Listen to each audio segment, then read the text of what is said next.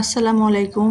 এই যে দেখতে পাচ্ছেন, এটা হচ্ছে কাঁঠাল কেটে কাঁঠালের ভেতর থেকে কোয়াগুলোকে এভাবে কেটে রাখা হয়েছে।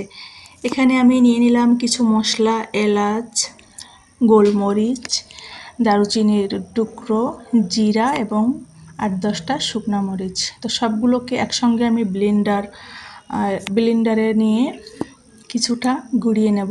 তো মনে ছিল না দেখে পরবর্তীতে আমি আবার প্রায় 1.5 ইঞ্চি পরিমাণ আদার টুকরো এবং 1 মুঠো রসুন নিলাম।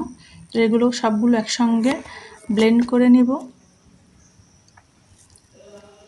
ব্লেন্ড করে নেওয়ার পরে আমি একটি পাত্রে কেটে ধুয়ে পরিষ্কার করে রাখা কাঁঠালগুলোকে অর্ধেক পরিমাণটা নেব। এখানে মশলাটা মাখানোর সুবিধার্থে কিন্তু আমি অল্প অল্প করে কাঁঠালটা মশলার সঙ্গে মেশাবো। দেখতে পাচ্ছেন তেজপাতা দিলাম 3-4টা।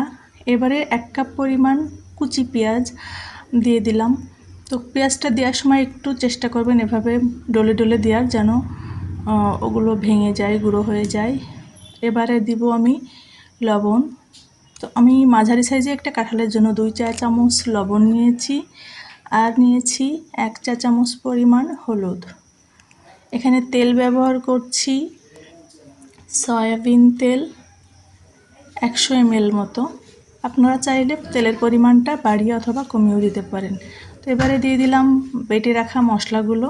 তো অল্প পরিমাণে কাঁঠালের সঙ্গে আমি প্রথমে মশলাগুলোকে ভালোভাবে মিশিয়ে নেব। যারা কাঁচা কাঁঠাল কখনোই এভাবে খাননি তারা একবার হলেও প্লিজ ট্রাই করবেন। আর যারা পাকা কাঁঠাল পছন্দ করেন না তারাও এভাবে চাইলে কাঁঠালটা খেতে পারেন। আসলে কাঁঠালটাকে জাতীয় ফল করার কারণ হচ্ছে কাঁঠালের অনেক পুষ্টিগুণ। যারা খেয়ে হজম করতে পারেন তাদের জন্য আলহামদুলিল্লাহ অনেক উপকার। আর যারা হজম করতে পারেন না পাকা কাঁঠাল, তারা এইভাবে কাঁচা কাঁঠালটাকে রান্না করে খেয়ে দেখতে পারেন। তো এই যে আমি অল্প অল্প করে কাঁঠাল মিশিয়ে মশলাটা মিশিয়ে নিলাম এবং ব্লেন্ডারের যে জারটা ছিল সেটা ধুয়ে শুধুমাত্র একটু পানি ব্যবহার করেছি। বাকি পানি কিন্তু কাঁঠাল থেকে বের হবে। তো 10 মিনিট পর ফিরে আসলাম। এসে আমি হালকা হাতে কাঁঠালটাকে একটু উল্টিয়ে পাল্টিয়ে দেব। জাস্ট দেখুন, আমি কাঁঠালটাকে চেষ্টা করছি উপর নিচ করে দেয়া, যে উপরের কাঁঠালগুলো নিচের দিকে দিব এবং নিচের কাঁঠালটাকে উপরে তুলে আনবো। এটাকে আমাদের আঞ্চলিক ভাষায় কাঁঠাল সেদ্ধও বলা হয়, আবার কেউ কেউ কাঁঠাল রান্নাও বলতে পারেন। এটা কিন্তু ইচড় না, এটা হচ্ছে পেকে যাওয়ার ঠিক আগ মুহূর্তের যে কাঁঠালটা সেটা। তো সেই কাঁঠালটা কিন্তু একটু ডাসা কাঁঠাল বলা হয়, যেটা আসলে 2-1 দিন ঘরে কেটে রাখলেই পেকে যাবে, সেই কাঁঠালটা। তো কাঁঠাল যদি কাঁচা অবস্থায় মুখে দিয়ে দেখেন একটু মিষ্টি মিষ্টি টেস্ট আসে তো এনাফ। আর যদি মনে হয় না মিষ্টি স্বাদটা পাচ্ছেন না, তাহলে রান্নার সময় এখানে একটু চিনি অ্যাড করতে হবে, জাস্ট টেস্টটা একটু বাড়িয়ে দেওয়ার জন্য। চিনিটা কিন্তু মিষ্টির জন্য না, দেখুন আমি এখানে 1/2 চা চামচ চিনি ব্যবহার করছি। জাস্ট কাঁঠালের টেস্টটাকে দ্বিগুণ করে তোলার জন্যই চিনিটা ব্যবহার করা। তো আপনারা যদি মিষ্টি পছন্দ না করেন সেক্ষেত্রে অ্যাভয়েড করতে পারেন চিনিটা।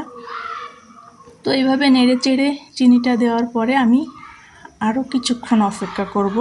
তো আমার পুরা কাঁঠালটা রান্না হবে মিডিয়াম টু লো আছে ঢেকে। আর আমার এই কাঁঠালটা রান্না করতে সময় লেগেছে 40 থেকে 45 মিনিট। ঘড়ি ধরে ঠিক 40 থেকে 45 মিনিট আপনারা রান্না করলেই বুঝতে পারবেন যে এটা গলে যাবে না, বাট সেদ্ধ হয়ে যাবে পুরোটা কাঁঠাল। তো ঘরে লেবু ছিল না, আমার ছেলে চট করে ছাদ বাগান থেকে লেবু তুলে নিয়ে আসছে। যেহেতু কাঁঠালটা খেতে অবশ্যই লেবুটা মাস্ট দরকার হয়, তো সেই জন্য গাছ থেকে 2টা লেবু তুলে নিয়ে আসলো। মাশাল্লাহ আমাদের গাছে এবার অনেকগুলোই লেবু হয়েছিল। তো এই যে দেখতে পাচ্ছেন এখানে কাঁঠালটাকে আমি সার্ভ করেছি। দেখুন আমি ভেঙে দেখানোর চেষ্টা করছি, এটা সেদ্ধ হয়েছে বাট গলে যায়নি। তো এটাকে আমি লেবুর রস, কাঁচা পেঁয়াজ এবং আচারের তেল, যেটা আমরা অনেকেই আম তেল বলে থাকি, তো সেটা দিয়ে এটাকে আলতো হাতে মাখিয়ে খেতে হয়।